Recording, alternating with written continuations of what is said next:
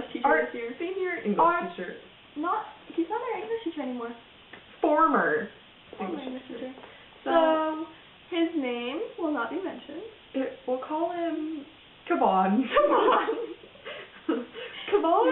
Cavan. Mr. Cavan. Albert von Schlieffen. Schlieffen Cavan was this man who, you know, Wait, I need to describe what he looks like. Okay. Picture a guy who looks like Peter Pettigrew, kind of mousy. Give or take, like scruff, like looks he's permanently hungover. Yes. Okay. So he's a little short man. Okay, very short, like maybe like 5'6", 5'5". I mean, yeah. He has this belly that's just like. We call it the pregnancy belly. He looks like he's legitimately 12 months pregnant. He also wears maternity polos.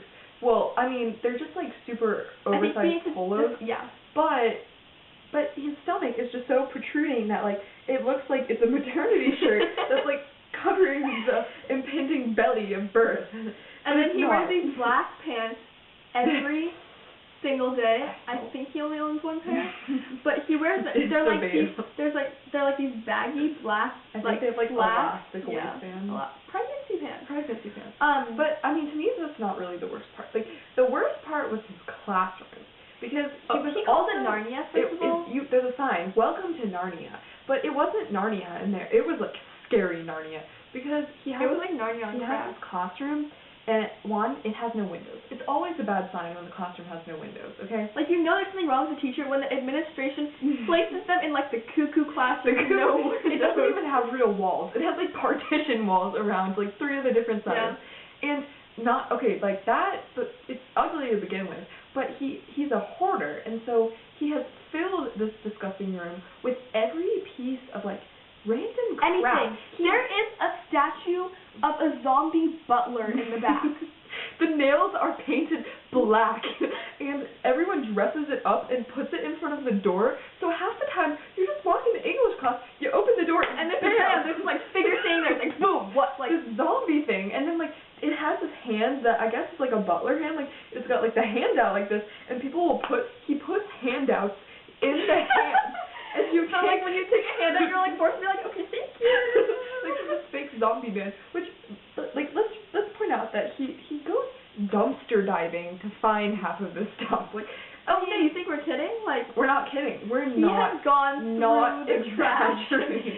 There's stuff people will be like, oh, I'm throwing this out, and Cavan is like, no, like put it in the room. Okay, so one day he walks into our classroom. Okay, keep in mind I have him for 2 periods. Mm-hmm. She has him for 1. Mm-hmm. Lucky. Well, okay, we don't have him anymore. We're done with him. We're done. We don't have him.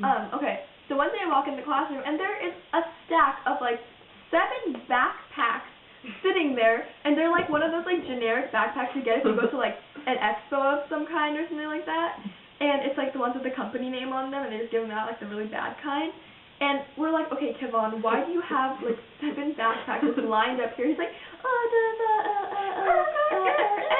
want them? I just saw them in the office, and I just thought it was I haven't heard that before. Wait, you think you should just take 7 backpacks from the front office and just laying there? He's like, they said I could have them. Like, what would compel a human being to do that? Oh, also, he can't complete a sentence without saying. No. We actually tried counting. Like, I think he got through 2 sentences. That was the most. He told us that he has like an off brain, and he says the things in his mind, and then they don't make it verbally outwards, which is really interesting. He's an English teacher. Mind you, we took a quiz in February that we never got back.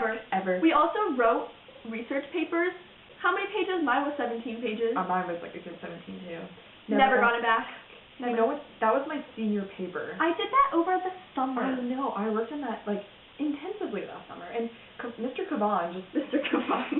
Also, like the most recent thing that was just so great was okay. He has this roommate who he's like ex-roommate. We're not really sure if he is into guys or into girls. We both. We could just never tell. He was at one point married. Oh, he showed our class a kissing picture. That's nice. Kissing selfie, selfie. But okay, so he had this roommate, and let's call her Margaret Atwood. Okay, Margaret Atwood.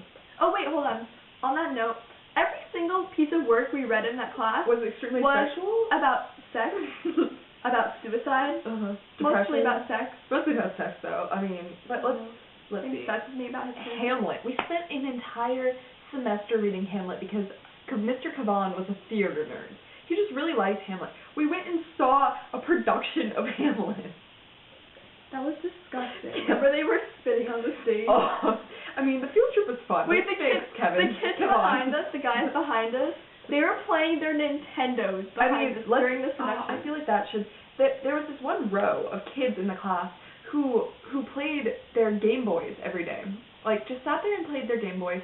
And then, like, the whiteboards in the class, they would also... They would write, like, inappropriate things. They wrote a haiku, but they write, like, really weird things, and, like, we would just write a bunch of inside jokes all over the board. Like, one time we wrote, who likes to take bubble baths? And we put, please tally here. And when we came back, like, a week later, there were, like, 7 tallies.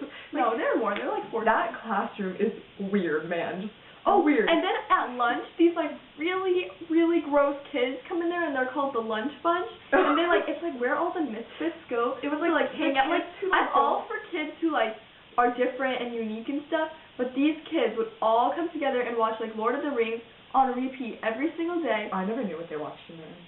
They watched like weird TV shows. What's that show? Doctor Who? Doctor Who and stuff. That's like the super, like... And Sherlock, I don't know what that is. Okay, like, I respect them, like, going in there and stuff. The real problem was that they ate in there. And, like it was not a cafeteria. They had because Mr. Caban had a microwave. Has a microwave in his room and a mini fridge, which we were free to put stuff in at our own, like, leisure. Leisure? That's what he said. Put it at your front leisure. He was like, put it in your and there's also also the story of the time that he didn't show up for 15 minutes, and so we were all gonna leave. Because you can, like, there's a rule, by school rules, if your teacher doesn't show up for the first 15 minutes, you can leave. But, like, I mean, no one thinks that a teacher's not gonna show up for 15 minutes. We knew he was coming, and we didn't really like him, so we all stayed in the room. And when he walked in, we were all standing up, and we wouldn't sit down until he, like, sat down. But he didn't know that, like, we were... Did we have, like, a magic word or something? I don't remember, but he came in and he was just like, what's going on?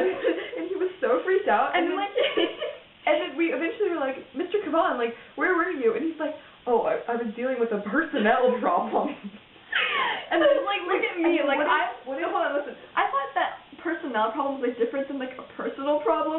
So I, like, Urban Dictionary'd and then I realized that, like, it doesn't exist. So we just... It was a bathroom emergency, let's be honest. Let's be honest here. There's just no other explanation. No other. Personnel. 15 minutes. No reason for being gone. I'll never forget. He also has a cat.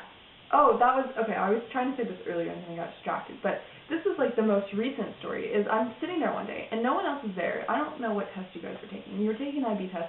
And so I'm, like, almost alone in the room with Caban. Wait, really? Mm-hmm. You weren't there. Oh, you guys went to the library, I think.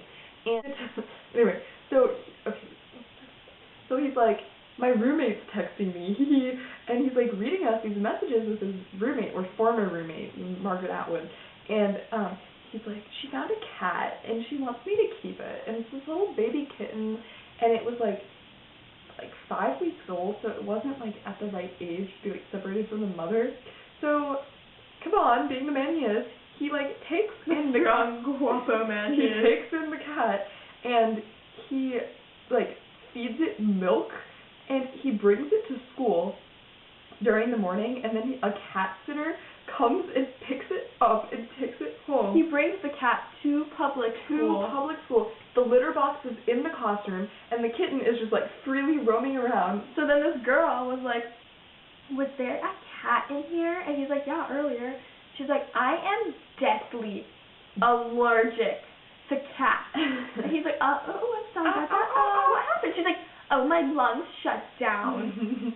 And just Gizmo, the kitty. It's Gatsby. That's not too much detail. I'm not gonna like hunt that name. Stalk his cat. So, unfortunately, I never got to meet the little Catsby. But I just...